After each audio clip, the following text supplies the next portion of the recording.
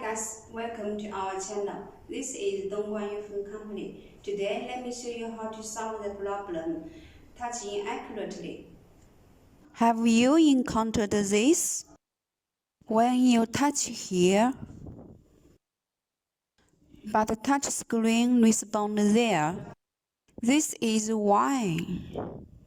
Maybe you think there's something wrong with the touch panel.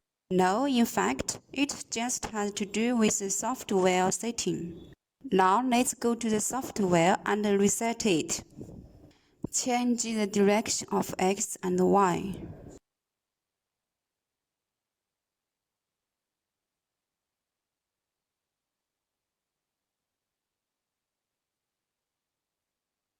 Okay, try to touch again.